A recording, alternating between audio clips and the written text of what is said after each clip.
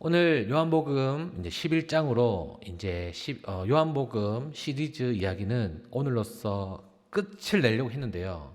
오늘 또 십자가 프로젝트도 있고 또 해서 또 요한복음 11장이 참 중요한 장이기 때문에 한 주 더, 2주에 걸쳐서 11장의 내용을 함께 보겠습니다.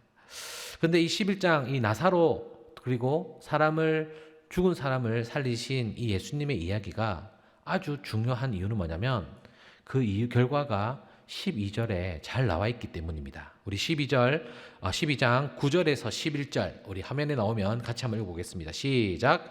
유대인의 큰 무리가 예수께서 여기 계신 줄 알고 오니 이는 예수만 보기 위함이 아니요 죽은 자 가운데서 살리신 나사로도 보려 함이니라. 대제사장들이 나사로까지 죽이려고 모의하니 나사로 때문에 많은 유대인이 가서 예수를 믿음이로라. 아멘. 여러분, 이 말씀이 어때요?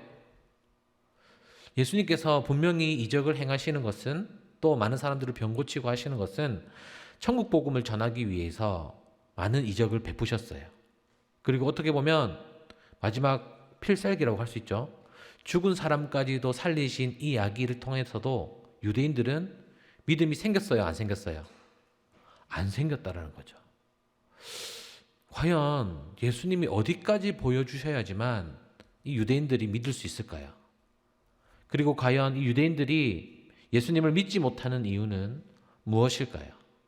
또 그 믿음이 나에게는 있지는 않는지, 또 2주 전에 제가 또 이 말씀드렸던 내가 스스로 만든 예수님을, 그 어떠한 신을 믿고 있지는 않는지, 오늘 말씀을 통해서 이 예수님이 왜 이 땅에 오셨고 왜 나사로를 살리셨다는 것을 통하여서 은혜를 함께 나누고자 합니다.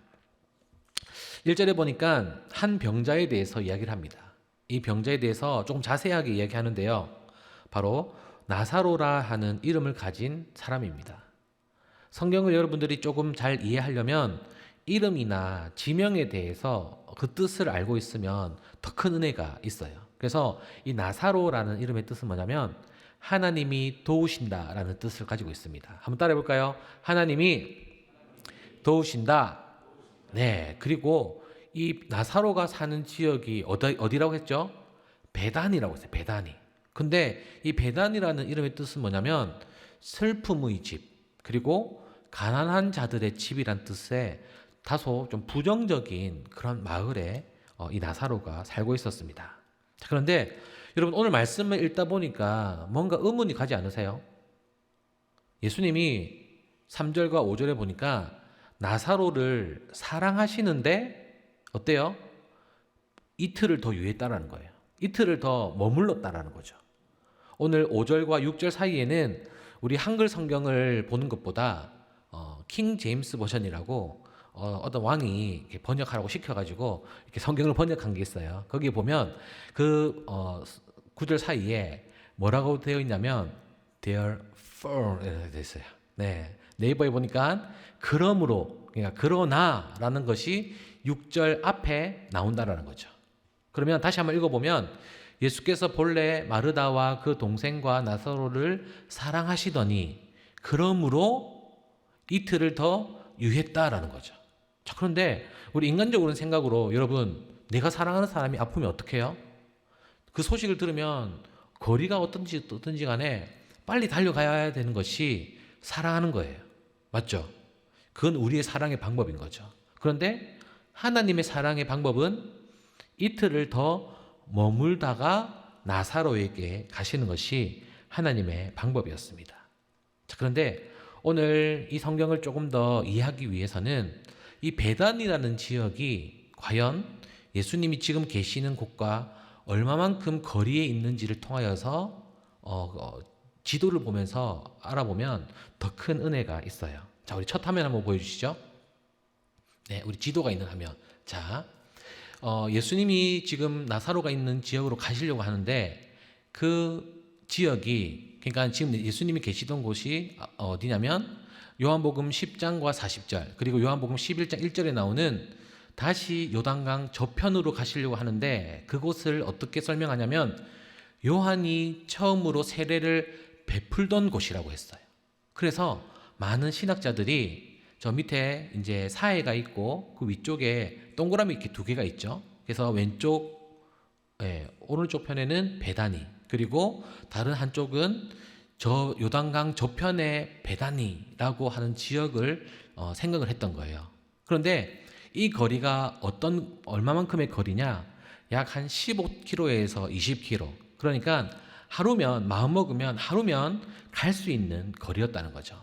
자, 다음 넘겨주시죠. 자, 그런데 이것이 하루가 걸린다라는 것을 가정해서 이 말씀을 보면 어떠냐면, 자, 예수님께서 이제 예수님에게 이제 마르다와 마리아가 사람을 시켜서 이제 예수님에게 나사로가 아프다라는 말을 전하게 하고 사람을 시킨 거예요. 자, 그러면 예수님에게 가는데 하루 걸리겠죠? 그리고 그 소리를 들은 예수님이 이틀을 더 머무세요. 자, 그리고 예수님이 다시 나사로에게 가시려면 하루가 걸리는 거죠. 자, 그러면 총 4일이 걸리는 거예요. 자, 그러면 이 나사로가 죽은 시점이 언제냐는 거죠. 11장 39절에 보니까 예수님께서 마르다와 마리아를 만나세요. 그런데 뭐라고 얘기하냐면 나사로가 죽은 지 벌써 4일이나 되었다라고 이야기를 해요. 자, 그러면 진짜 이 나사로가 이 말씀대로라면 언제 죽었어야 되냐? 자, 다음 넘겨주시면 이제 나사로가 아프다라는 소식을 전하러 출발을 할 그 타이밍에 죽어야지만 이 말씀이 맞는 거예요. 자, 근데 예수님께서는 그렇게 말씀을 하지 않으시고 뭐라고 말씀하시냐면, 자, 우리 다음 페이지 한번 넘겨주시겠어요? 11절에 뭐라고 이야기하냐면 이르시되 우리 친구 나사로가 잠들었다. 그러나 내가 깨우러 가노라 라고 이야기를 해요. 여러분 어때요? 이 말이 어색해요. 맞지가 않다는 거죠. 그래서 많은 이 신학자들이 이 말씀에 의해서 과연 이 베다니가 진짜 가까이 있는 베다니가 아닐 수도 있겠다라는 의문을 가지고 있었어요. 그런데 이제 세월이 지나고 고고학이라든지 옛 지도지를 막 발견되다 보니까 이 가까운 지역에 또 다른 베다니가 있었던 거예요. 자, 한번 다음 그림 넘겨주시죠. 자, 제가 빨간색으로 화살표 표시한 데가 저 위쪽에 예전에 수리아 쪽으로 그런 쪽이 있는데 이 지도가 이제 위쪽이 북쪽이에요. 근데 이 북쪽으로 요단강 줄기가 있는데 그 위쪽으로 가니까 또 다른 베다니가 있었다는 거죠. 이 길이는 한 100km 정도, 한 150km 정도 거리인데 한 번 가는 데에 시간이 4일 정도 걸린대요. 자, 그러면 이 4일 정도 걸린다라는 가정하에 다시 이 말씀과 대조를 시켜 볼게요. 자, 다음 페이지 한번 넘겨주시죠. 자, 가는데 며칠 걸려요? 네, 4일이 걸리고, 그리고 예수님께서 며칠을 지체하신다고요? 이틀을 더 지체하세요. 자, 그러면 다시 이제 그 이틀을 지체하시고 예수님께서 나사로가 계신 곳으로 가는 데에 4일이 걸려요. 자, 그러면 나사로가 죽은 사망 시점은 언제예요? 자, 다음 페이지 넘겨주시죠. 네, 예수님께서 오시는 데에, 오는 와중에 나사로가 죽었다라는 거죠. 이게 더 우리가 성경과 지형을 대조했을 때에 이해할 수 있다라는 거죠. 이러면서 제가 말씀을 준비하면서 이런 생각이 들었어요. 그러면 분명히 예수님 당시에 있는 이 지형이, 이 마을이 베단이라는 가난한 자들의 집, 슬픔의 집이라는 뜻의 마을의 이름이었지만 혹시 예수님이 거기서 은혜를 베푸셔서 그 마을의 이름이 변화되었지 않았을까? 여러분 어때요? 그래서 그 마을의 이름이 사라진 거예요. 다른 이름이 된 거죠. 그래서 현대에 와서 성서를 비교해 보니까 그 마을의 이름이 변화되었기 때문에 예전에 이 성경을 해석하려던 사람들이 알지 못했다라는 그런 저의 스스로의 가정을 하게 되었어요. 그래서 제가 내일 이제 신학대학원에 가거든요. 그래서 요한복음에 아주 대가이신 분에게 한번 물어보려고요. 네, 그래서 어떤 말이 맞는지, 제 추측이 맞는지 한번 보려고 합니다. 네, 다음 페이지 한번 넘겨주시죠. 자, 오늘 이 말씀을 통하여서 우리가 깨달을 수 있는 것은 뭐냐면 바로 하나님의 때는 나의 때가 아니라 하나님의 때가 따로 있다라는 거예요. 여러분, 우리가 살다 보면은 다른 사람과 비교하기 때문에 내 인생이 늦은 것 같고 뒤처지는 것 같다라는 생각이 많이 들어요. 잠깐 제 간증을 하자면 저도 제 아기가 태어난 지가 벌써 결혼한 지 6년째 태어났어요. 그러면 어때요? 다른 사람은 뭐 쉽게 뭐 허니문 이렇게 신혼여행 가서 아기를 가지기도 하고 계획대로 척척척 낳기도 하는데 그 6년이라는 세월 동안 이제 제 마음속도 저희 아내 마음속도 참 뭔가 뒤처진다, 늦어진다라는 생각을 했던 거죠. 그런데 어느 순간 그것은 다른 사람과 비교했기 때문에 나의 자격지심에 의해서 나온 거고 조급한 마음은 내 스스로에 있다는 거죠. 그러니까 저에게 맞는 저에게 허락하신 하나님의 때는 지금 이 순간인 거예요. 여러분도 마찬가지일 거예요. 여러분 상황도 20살이 되어서 대학을 가고 또 23살쯤에 남성들은 군대를 갔다 오고 또 24살, 5살 되면 취업을 하고 하는 게 일반적인 일이지 내 때가 아니라는 거예요.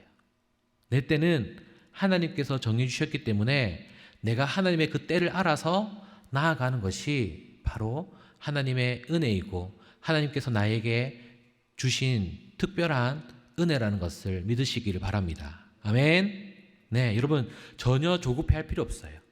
다른 사람보다 조금 늦어지는 게 아니에요. 내 때는 하나님의 때가 정해 주셨기 때문에 각자의 때가 다르다라는 거죠. 다 때가 똑같으면 20살에 다 대학 가고 23살에 다 군대 가고 이러면 안 되잖아요.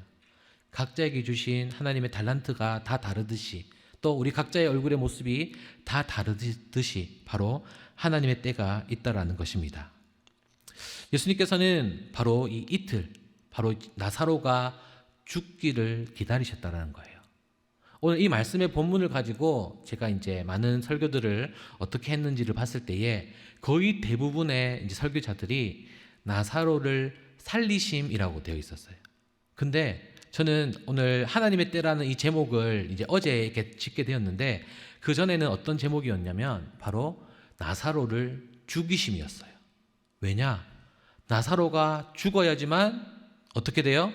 살리실 수 있었다는 거죠. 그리고 이것을 또 다르게 또 다른 관점에서 본다면 유대인들은 부활을 믿었어요. 그래서 사람이 3일 안에는 일어날 수도 있고 부활할 수도 있기 때문에 그들이 일어났을 때에 자기 몸을 썩었다라든지 또 자기 몸에 이상한 냄새가 나면 놀랄까봐 그래서 뭐 향유라든지 또 몸을 닦아주는 그런 풍습이 있었답니다. 그런데 이 유대인들도 4일이 되면 어떻게 돼요? 진짜로 죽었구나라는 것을 생각을 한답니다. 자, 여러분, 이 나사로가 죽은 지 며칠 만에 살아났어요? 네, 4일 만에 살아나고 또 한 분이 생각이 나죠? 우리 예수님도 죽으신 4일 만에 살아나셨대요. 만약 예수님이 첫째 날, 둘째 날, 셋째 날에 살아났다면 또 유대인들이 그래 잠깐 기절했다가 일어났겠지. 또 어떻게 하다가 잠깐 호흡이 멈췄다가 우연찮게 다시 일어났겠지라고 생각했을 거예요. 하지만 진짜로 죽으신 그 예수님이 다시 살아나셨습니다. 아멘. 그것이 십자가의 능력이고 십자가의 사랑을 우리에게 누구보다 확실하게 증거하시기 위해 이 땅에 예수님을 보내주신 하나님의 섭리와 사랑을 깨달으시기를 바랍니다. 오늘 말씀을 통해서 우리는 하나님의 때를 알아야 돼요. 우리 각자에게 주신 그 하나님의 때, 그 때를 발견하고 또 그 때를 깨닫기 위해서 또 알아가기 위해서 늘 기도해야 돼요. 그러면 우리의 기도의 모습이 변화돼야 돼요. 더 수준 높은 기도가 되어야 된다는 거죠. 여러분, 우리 수준이 낮은 기도를 해서 제가 뭐 기도를 폄하하는 건 아닌데 우리가 이런 기도 많이 하잖아요. 달라. 또 주시면 뭐 하겠습니다. 뭔가 조건부적인 기도를 많이 할 때에 그런 기도보다는 바로 내 때에 하나님을 끼워 넣는 것이 아니라 내가 하나님의 때를 맞춰서 내가 순종하는 것, 내가 헌신하는 것, 또 내 삶을 제한하고 모난 나의 삶을 깎아내어서 둥글게 그리고 십자가로 만들어가는 것이 바로 청년의 때에 해야 될 일이라 생각이 됩니다. 사랑하는 우리 예터 청년 여러분, 분명히 여러분을 사랑하시는 하나님께서 그 하나님의 때를 위해서 여러분들을 만들고 계실 거예요. 다듬고 계십니다. 그리고 하나님이 필요하시는 그때에 하나님의 귀한 도구로 정말 하나님의 나라가 또 하나님의 뜻이 이 땅 가운데 이루어질 때에 여러분들을 사용하시려고 할 때에 네, 제가 하겠습니다. 하나님, 제가 여기 있습니다. 라고 당당하게 헌신하며 순종하는 저와 여러분들이 되시기를 주님의 이름으로 간절히 축복합니다.